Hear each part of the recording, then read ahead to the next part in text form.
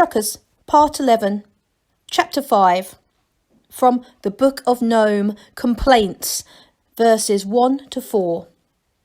1.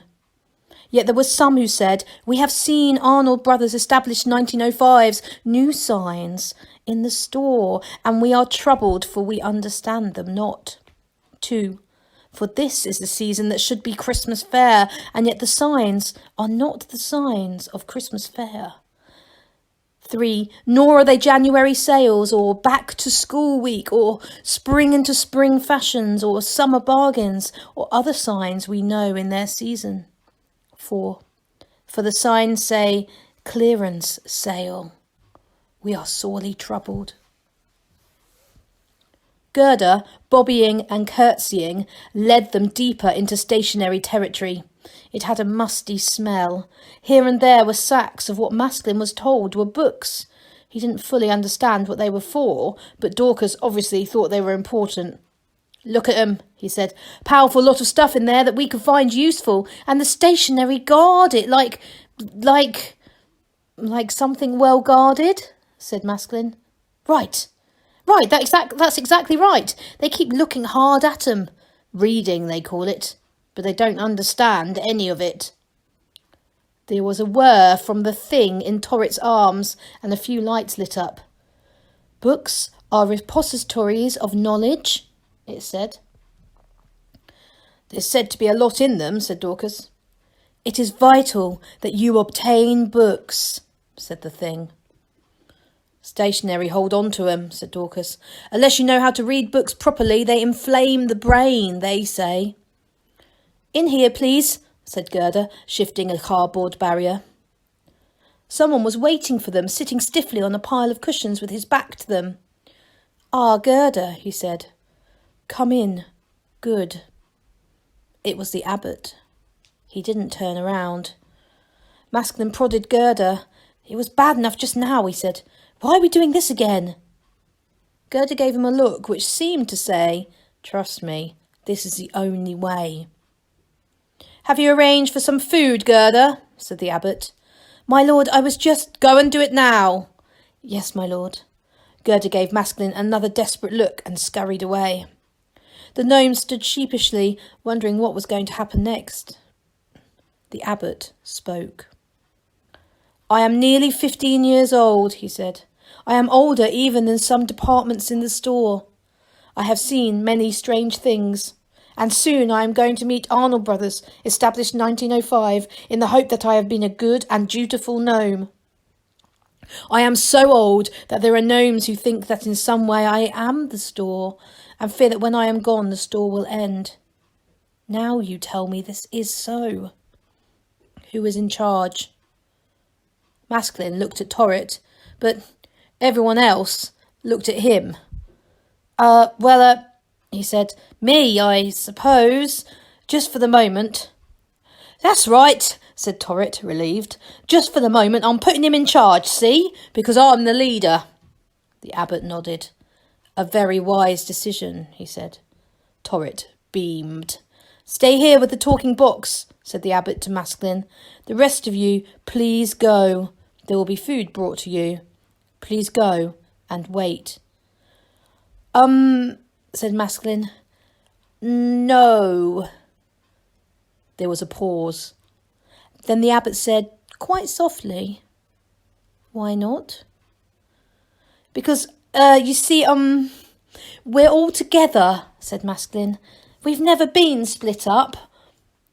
"Very commendable sentiment. You'll find, however," said the abbot, "that life doesn't work like that. Come now, I can hardly harm you, can I?" "You talk to him, Masklin," said Grimmer. "We won't be far away. It's not important." He nodded, reluctantly. When they had left, the abbot turned around. Close to, he was even older than he had looked before. His face wasn't just wrinkled. It was one big wrinkle. He was middle-aged when Torrit was born, Masklin told himself. He's old enough to be Granny Morkey's grandfather. The abbot smiled. It was a difficult smile. It was as if he'd had smiling explained to him, but had never had chance to practice. "Your name, I believe, is masculine, he said. Masculine didn't deny it. I don't understand, he said. You can see me. 10 minutes ago you said I didn't even exist, and now you're talking to me. There is nothing strange about it, said the abbot. 10 minutes ago it was official. Goodness me, I can't go around letting people believe that I've been wrong all along, can I? Abbots have been denying there is anything outside for generations. I can't suddenly say they were all wrong. People would think I've gone mad. Would they? Said Masculine. Oh, yes. Politics, you see. Abbots can't go changing their minds all the time. You'll find this out. The important thing about being a leader is not being right or wrong, but being certain. Otherwise, people wouldn't know what to think. Of course, it helps to be right as well, the abbot conceded. He leaned back. There were terrible wars in the store once, he said. Terrible wars, a terrible time, gnome against gnome. Decades ago, of course, it seemed that there was always some gnome who thought his family should rule the store. The Battle of the Elevator, the Goods Inwards campaign, the dreadful mezzanine wars. But that's past now. And do you know why? Said Masculine. He said. No, said Masculine. We stopped it. The stationary. By cunning and common sense and diplomacy, we made them see that Arnold Brothers, established 1905, expects gnomes to be at peace with one another. Now then, supposing that I, in there, had said I believed you, people would have thought the old boy has gone off his head. The abbot chuckled. And they'd have said, have the stationary been wrong all this time? They would have panicked.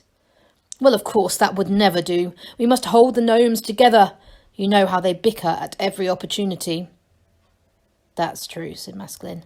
And they always blame you for everything and say, what are you going to do about it? You've noticed, have you? Said the abbot, smiling. It seems to me that you have exactly the right qualifications for being a leader. I don't think so, said Masculine. That's what I mean. You don't want to be one. I didn't want to be an abbot. He drummed his fingers on his walking stick and then looked sharply at Masculine. People are always a lot more complicated than you think, he said. It's very important to remember that. I will, said Masculine, not knowing what else to say. You don't believe in Arnold Brothers established 1905, do you? Said the abbot. It was more a statement than a question. Well, I've seen him, you know, said the abbot. When I was a boy, I climbed all the way up to consumer accounts by myself and hid, and I saw him at his desk, writing. Oh? He had a beard. Oh. The abbot drummed his fingers on his stick. He seemed to be making up his mind about something. Then he said, where was your home? Masculine told him. Funnily, it seemed a lot better now he looked back on it. More summers than winters, more nuts than rat, no bananas or electric or carpets, but plenty of fresh air. And in memory, there didn't seem to be as much drizzle or frost. The stationary listened politely. It was a lot better when we had more people, Masculine finished. He glanced at his feet. You could come and stay when the store is thingied. The abbot laughed. I'm not sure I'd fit in, he said. I'm not sure I want to believe in your outside. It sounds cold and dangerous. Anyway, I shall be going on a rather more mysterious journey. And now, please excuse me. I must rest. He thumped on the floor with his stick. Gerda appeared as if by magic. Take Masculine away and educate him a little, said the abbot. And then the both of you come back here. But leave that black box, please. I wish to learn more about it. Put it on the floor.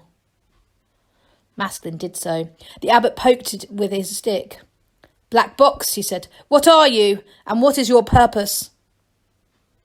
I am the flights recorder and navigation computer of the starship Swan. I have many functions. My current major function is to guide and advise those gnomes shipwrecked when their scout ship crashed here 15,000 years ago. It talks like this all the time, said Masculine, apologetically. Who are the gnomes of which you speak? Said the abbot. All gnomes. Is that your only purpose? I have also been given the task of keeping gnomes safe and taking them home. Very commendable, said the abbot. He looked up at the other two. Run along then, he commanded. Show him a little of the world, Gerda, and then I shall have a task for both of you.